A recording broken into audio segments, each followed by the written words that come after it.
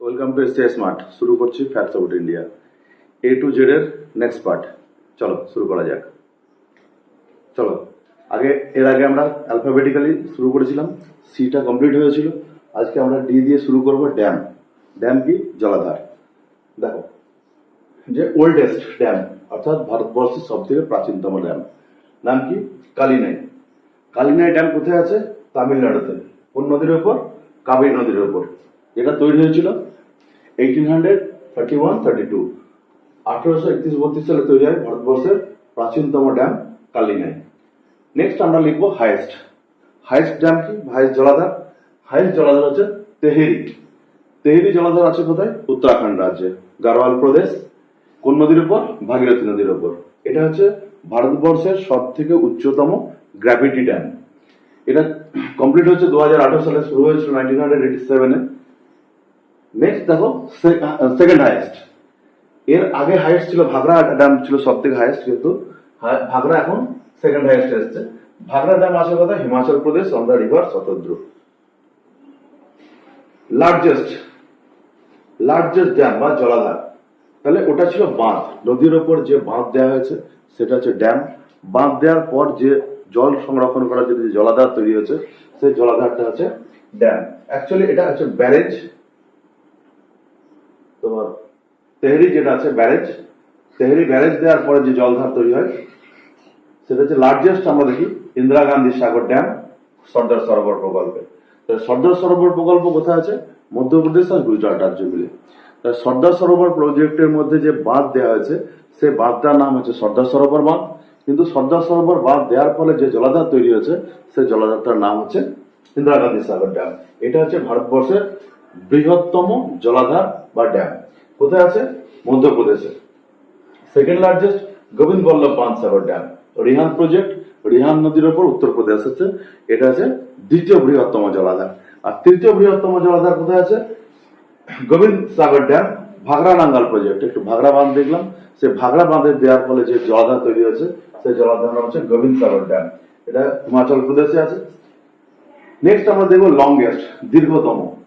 Longest dam হচ্ছে হীরাকুন্ড, সম্বলপুর ওড়িশায় আছে, মহানদীর উপর। এটা আছে ভারতের কেন পৃথিবীর দীর্ঘতম ড্যাম। কত টোটাল লেন্থ? কত? এই ড্যামটা টোটাল লেন্থ হচ্ছে 25.79 কিলোমিটার। কিন্তু শুধু নদীর ওপর যে ড্যামটা আছে, নদীর ওপর যে ব্যারেজ আছে, সে ব্যারেজের লেন্থ হচ্ছে 4.8 কিলোমিটার। তাহলে ব্যারেজ প্লাস টোটাল বাঁধ, টোটাল নিয়ে লেন্থ হচ্ছে 25.79 কিলোমিটার, অর্থাৎ 79 কিলোমিটার, 25.79 কিলোমিটার। এটা হচ্ছে ভারতবর্ষের দীর্ঘতম dam. Next largest concrete dam, অর্থাৎ টোটালটাই কংক্রিটের। সেই কংক্রিট ড্যাম কোনটা? নাগার্জুন সাগর ড্যাম, তেলেঙ্গানা এবং অন্ধ্রপ্রদেশ রাজ্যের মধ্যে আছে। এটা হচ্ছে ভারতের কংক্রিট ড্যাম। কোন নদীর উপর? কৃষ্ণা নদীর উপর। তাহলে এই ড্যামটা তেলেঙ্গানাতে সব থেকে লার্জেস্ট পার্ট আছে, দুটো, তেলেঙ্গানা এবং অন্ধ্রপ্রদেশ মিলে তৈরি হয়েছে। কিন্তু তেলেঙ্গানার পার্টে বেশি, অন্ধ্রপ্রদেশের মধ্যে একটু কম। নেক্সট যে পার্টে দেখবো ডেল্টা, অর্থাৎ বদ্বীপ। ডেল্টা, তো ডেল্টা কি জিনিস? ডেল্টা হচ্ছে কি হয়েছে? একটা নদী তার মোহনার মেশার সময় যে আকারের যে ভূমিভাগ তৈরি করে সেটা হচ্ছে বদ্বীপ বা ডেল্টা বলা আছে। তাহলে সেটা হচ্ছে ভারতবর্ষের বৃহত্তম বদ্বীপ হচ্ছে সুন্দরবন বদ্বীপ। ঠিক আছে? এটা গঙ্গা ব্রহ্মপুত্র নদীর উপর বেস করে তৈরি আছে। টোটাল আয়তন হচ্ছে 75,000 বর্গ কিলোমিটার। এটা এটা এশিয়া নয়, সরি, এটা ভারতের বৃহত্তম ডেল্টা বা বদ্বীপ। নেক্সট আমরা দেখব ডিজার্ট, অর্থাৎ মরুভূমি। এটা ভারতের মরুভূমি। তার মরুভূমির নাম শুনতে আমরা প্রথমে যে মরুভূমির কথা আছে সেটা সাহারা, সেটা পৃথিবীর বৃহত্তম হলো। কিন্তু ভারতের একটা মরুভূমি আছে, তার নাম হচ্ছে থর, রাজস্থানে আছে, যার আয়তন 2,38,254 বর্গ কিলোমিটার। যেটা টোটাল যে ভূভাগ আছে ভারতের, সে সমগ্র ভূভাগের 7.25% এই মরুভূমি দখল করে আছে। নেক্সট আমরা দেখব ডোম, অর্থাৎ গম্বুজ। ভারতবর্ষের বৃহত্তম গম্বুজ হচ্ছে গোল গম্বুজ, যেটা বিজাপুরে অবস্থিত, কর্ণাটক রাজ্যে। এটা তৈরি করেছিলেন মোহাম্মদ আদিল শাহ বা প্রথম আদিল শাহ বলা হয়, যেটা 1627 খ্রিস্টাব্দে শুরু করেছিলেন, কমপ্লিট করছেন 1600 ছাপ্পান্ন সালে। কিন্তু 1656 সালে কমপ্লিট যখন হচ্ছে ঠিক সেই সময় তিনি মারা যান। তার জন্য এটা উদ্বোধন করা হয়নি, উদ্বোধন করছেন তার ছেলে মোহাম্মদ দ্বিতীয় আদিল শাহ, যেটা 1659 উদ্বোধন করা হচ্ছে। এর আর্কিটেকচার হচ্ছে ইব্রাহিম রেজা ডিজাইন করেছিলেন। কিন্তু এইটা হচ্ছে যে গোল গম্বুজ যে নির্মাণ করেছিলেন মোহাম্মদ আদিল শাহ, উনি মারা যাওয়ার পর ওনাকে এই গোল গম্বুজের সমাধি দেওয়া হয়েছিল। এটা হচ্ছে পৃথিবীর বৃহত্তম গম্বুজ। গম্বুজ কি বলছে? এই যে ডোম আকৃতির এই অংশটাকে গম্বুজ বলা আছে। এটা কোথায় আছে? এটা কর্ণাটকের বিজাপুরে অবস্থিত। নেক্সট আমরা দেখব বি এর পার্ট বোধহয় শেষ, পরে আমরা আসবো ইলেকশনে, ইতে।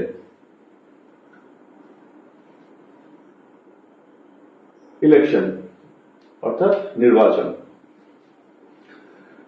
তাহলে ভারতবর্ষের ইলেকশন হচ্ছে কি রকম? বিশেষ করে যে ইলেকশন কমিশন তৈরি হওয়ার পরে, ভারতের সংবিধান কার্যকরী হওয়ার পরে ভারতবর্ষে তৈরি হলো ইলেকশন কমিশন।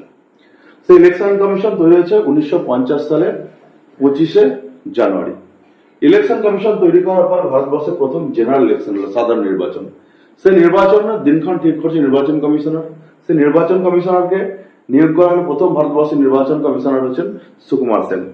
ঠিক আছে, উনি 1950 সালে 21 মার্চ ভারতের প্রথম নির্বাচন কমিশনার জয়েন করেন। নির্বাচন কমিশন জয়েন করার পর ভারতবর্ষের প্রথম নির্বাচন ডিক্লেয়ার করা হয়। সেই ভারতবর্ষের প্রথম নির্বাচন ডিক্লেয়ার করা হয়েছিল 1952 সালে। 1952 সালে ফেব্রুয়ারি নাগাদ ভারতবর্ষে নির্বাচন হবে বা সাধারণ ভোট বা ভোট গ্রহণ করার জন্য ব্যবস্থা করা হয়। কিন্তু দেখা যায় যখন ভারতবর্ষে নির্বাচন হচ্ছে ফেব্রুয়ারি মাস নাগাদ, সেখানে ভারতবর্ষে ঠান্ডা পড়ে যাওয়ার জন্য হিমাচল প্রদেশের ভোটটা আগিয়ে নিয়ে আসা হয়। তাহলে হিমাচল প্রদেশে প্রথম ভোট হয়েছিল ভারতবর্ষে, যে জেনারেল ইলেকশন ধরা হচ্ছে, সেটা 1951 সালে 25 অক্টোবর হিমাচল প্রদেশে প্রথম ভোট নেওয়া হয়।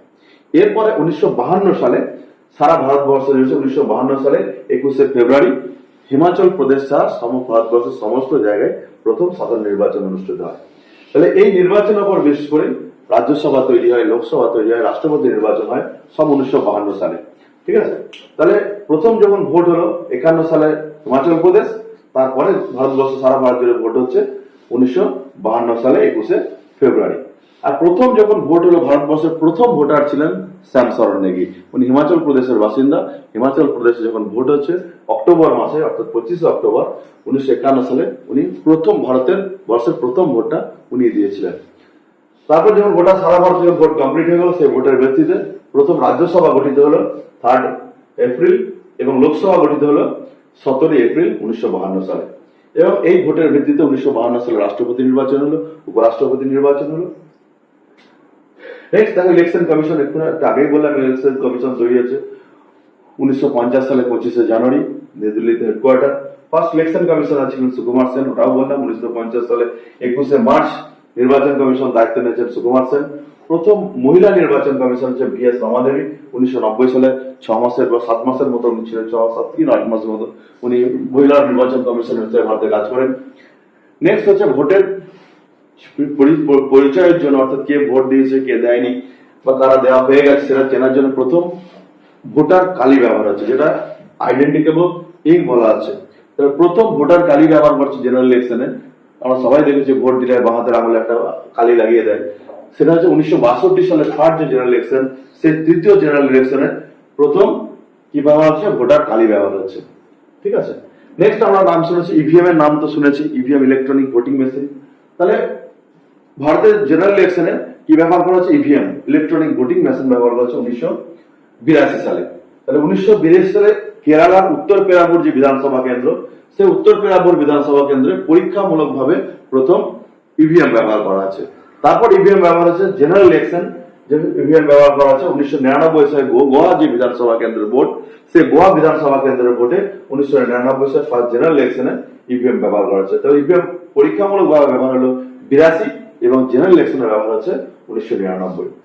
নেক্সট ইভিএম ইন লোকসভা, অর্থাৎ লোকসভা নির্বাচনে ইভিএম প্রথম ব্যবহার হচ্ছে, এটা 2004 সালে প্রথম ইভিএম ব্যবহার হলো লোকসভা নির্বাচনে। এবং 2014 সালে যে লোকসভা নির্বাচন হয়, সেই 2014 সালের লোকসভা নির্বাচনে প্রত্যেকটা কেন্দ্রে ইভিএম ব্যবহার করা হয়। নেক্সট আমরা জানি যে ভিভিপ্যাট, এখন নাম শুনছি যে ভিভিপ্যাট কি জিনিস, ভোটার ভেরিফাইবল পেপার অডিট ট্রায়াল। তাহলে এই ভিভিপ্যাট ব্যবহার হচ্ছে কিসের জন্য, অর্থাৎ যে ভোট দিয়েছে সে যাকে ভোটটা দিল ঠিকঠাক ভোটটা করলো কিনা ভোটার সেটা ভেরিফাই করে নেবে, ঠিক আছে।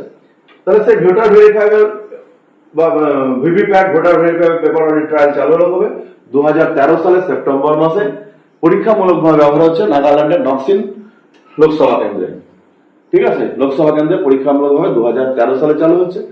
2014 সালে কয়েকটা লোকসভা কেন্দ্রে ব্যবহার করা হয়েছে, যেমন লখনৌ, গান্ধীনগর, বেঙ্গালুরু, যাদবপুর, পাটনা সাহেব, রায়পুর, মিজোরাম, এই সমস্ত লোকসভা কেন্দ্রে 2014 সালে ইভিএম এর সঙ্গে ভিভিপ্যাট ব্যবহার করছে পরীক্ষামূলকভাবে।